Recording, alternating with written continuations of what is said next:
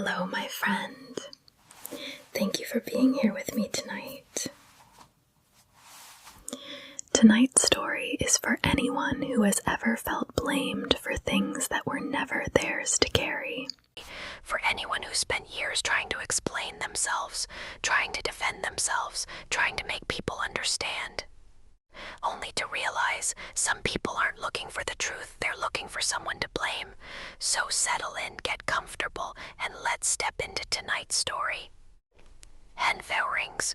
She learned very young that every family has a role for each person. Some people will become the peacemakers, some become the achievers, some become the favorites, and some become the ones everyone blames when things go wrong without ever meaning to. That became her role.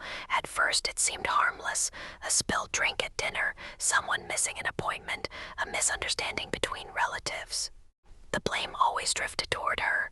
People laughed about it. She laughed too. What else was she supposed to do? When you're young, you assume adults know what they're doing. You assume their judgments are fair. You assume they see you clearly.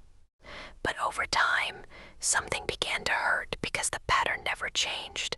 Whenever there was confusion, her version of events was questioned first. Whenever there was conflict, her motives were examined first. Whenever something went wrong, eyes quietly turned toward her, not because she deserved it, because everyone had gotten comfortable with the idea, and comfort can be surprisingly powerful, even when it's unfair. Aunt Harry, maybe you've experienced something similar. Maybe you've walked into a room already carrying a reputation you never earned. Maybe you've spent years trying to prove you aren't who people assume you are. If so, I hope you know something. The opinions people repeat about you are not always reflections of who you are. Sometimes they're reflections of what people find convenient to believe. Henriers. As she grew older, she became quieter, not weak, not shy, just careful. Careful with her words, careful with her emotions, careful with her trust, because every time she opened herself completely, it seemed to create another opportunity to be misunderstood. So she learned to keep certain things to herself, the dreams, the fears, the disappointments, the things that mattered most.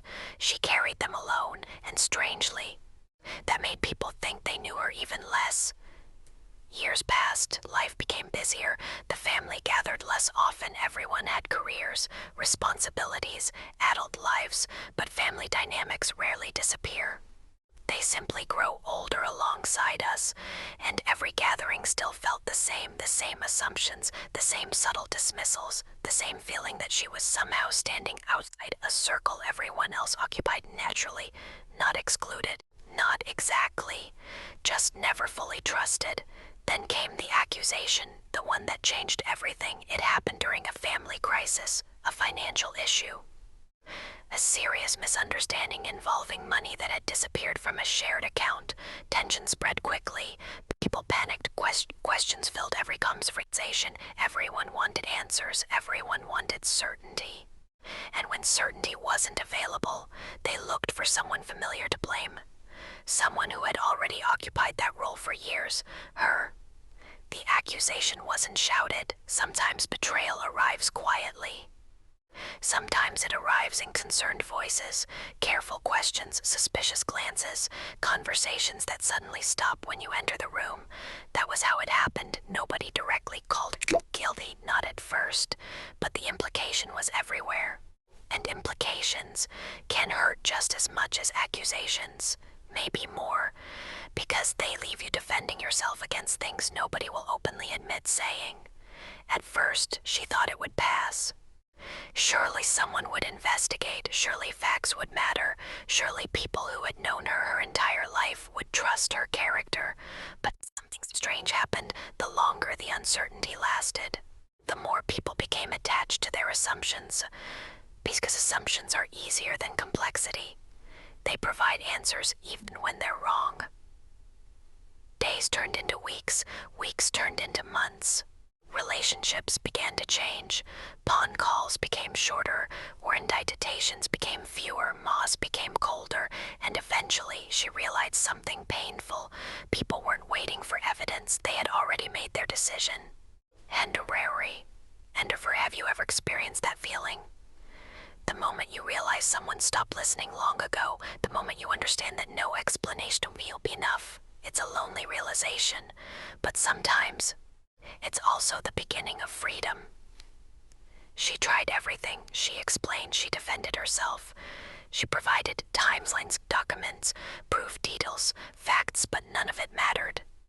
Because the issue was never evidence, the issue was narrative, and she had been cast in a role years earlier, the role of the one who was always slightly suspect, the one who was always somehow responsible, the one people found easiest to doubt. Henverlo. Eventually, something inside her changed.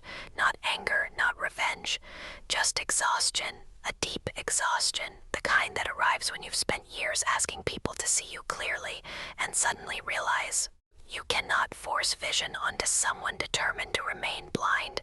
So she stopped. She stopped defending herself, stopped arguing, stopped chasing understanding, stopped explaining, and for the first time in years, she felt lighter. And Grayler. The accusations remained, the distance remained, the misunderstandings remained, but something else disappeared, the desperate need to change other people's minds, and once that burden vanished, she discovered how much energy she had been spending on people who had already chosen their conclusions. She moved away, not dramatically, not as punishment, simply because life offered opportunities elsewhere. A new city, a new beginning, a quieter existence, and she accepted. The first few months felt strange. There was grief even when relationships hurt us. Losing them still hurts. Because we're not mourning what was, we're mourning what could have been, the family we hoped for, the conversations we wished existed, the understanding we waited years to receive. Hengloraz, healing rarely happens all at once. It's usually quieter than people expect. A peaceful morning, a day without anxiety, a week without replaying old conversations, small moments, small victories. Small freedoms that eventually become a new life. She built friendships, real friendships, the kind where trust existed before suspicion, the kind where mistakes weren't treated as evidence of character flaws. The kind where people asked questions before making assumptions, and every healthy relationship had taught her something. The problem had never been her inability to be understood. The problem had been trying to earn understanding from people who weren't interested in giving it. Years passed, life continued, the accusation faded into memory, at least for her. But truth has an interesting quality. It doesn't disappear because people ignore it. Eventually, it finds its way to the surface. The discovery happened by accident, an old document. A forgotten transaction, a chain of records nobody had bothered examining closely years earlier. The evidence was undeniable. The missing money had never involved her, not remotely, not indirectly, not accidentally. The entire accusation had been wrong. Every suspicion, every judgment, every whispered conversation wrong. And suddenly the family faced a problem. Not the original problem, a new one. They had to confront what they had done. Because being wrong about facts is one thing, being wrong about a person is something else entirely, especially when that person spent years begging you to listen. Handlero. Unster calls began arriving, mests appeared, attempts to reconnect, attempts to explain, attempts to repair what had been broken, and for the first time, the people who had demanded explanations found themselves offering them. Some apologized, some cried, some blamed circumstances, some blamed stress, some blamed misunderstandings. Everyone had a reason. Everyone had an explanation, everyone had a story, and maybe they were sincere, maybe they truly regretted what happened, maybe they genuinely wished they could undo it. But there are some wounds time cannot reverse. Because while they were discovering the truth, she had already built a life beyond the accusation, a life beyond their approval, a life beyond their judgments, a life beyond waiting. That's what surprised them most. They expected anger, they expected confrontation, they expected demands for justice. Instead, they found peace, quiet peace. The kind that grows when someone spends years learning how to survive without the validation they once desperately needed. She listened politely. She accepted apologies where they felt genuine. She held boundaries where they felt necessary. She didn't seek revenge. She didn't seek punishment. She didn't seek repayment, because healing had changed her priorities. You see, sometimes closure isn't receiving the apology. Sometimes closure is realizing you no longer need it. That realization can feel almost unbelievable. For years, we imagine a conversation that will heal everything. One perfect acknowledgement, one perfect explanation, one perfect apology, but healing often begins long before that conversation ever arrives. Sometimes it begins the moment we stop waiting. Henvromer, Andre, and that's exactly what happened. The truth came, the apologies came, the recognition came, but they arrived after she had already done the hard work herself, the work of rebuilding trust, rebuilding confidence, rebuilding identity, rebuilding peace. There was one conversation she remembered clearly. A relative looked at her and quietly asked, "How did you move on?" Such a simple question, yet such a difficult one. She thought for a moment before answering. Then she said, "Because eventually, I realized my life couldn't stay paused while I waited for everyone else to catch up to the truth." And that was it. No dramatic speech, no grand lesson, just honesty. Maybe that's the hardest part about betrayal, not the moment it happens, not even the pain that follows.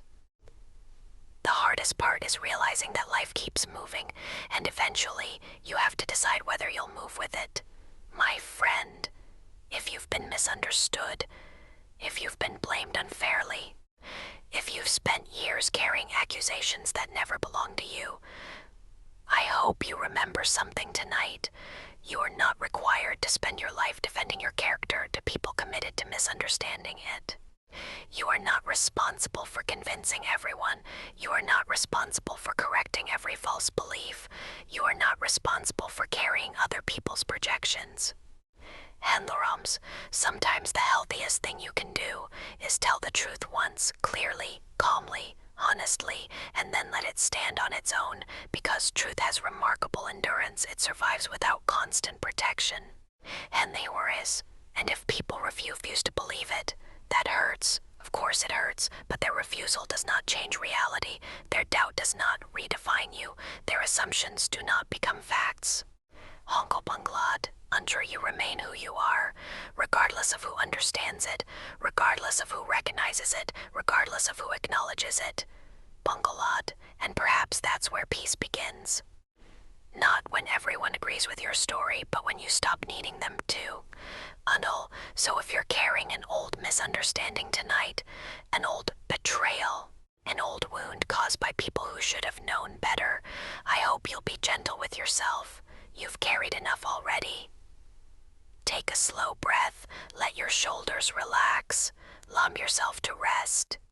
The truth does not need you to exhaust yourself proving it forever. And if nobody has told you lately, I hope you know this: you deserve relationships built on trust. You deserve people who listen before judging. You deserve kindness that doesn't require constant proof. You deserve to be believed, and most of all, you deserve peace whether the apology comes or not. Good night, my friend, and I'll see you again in the next room.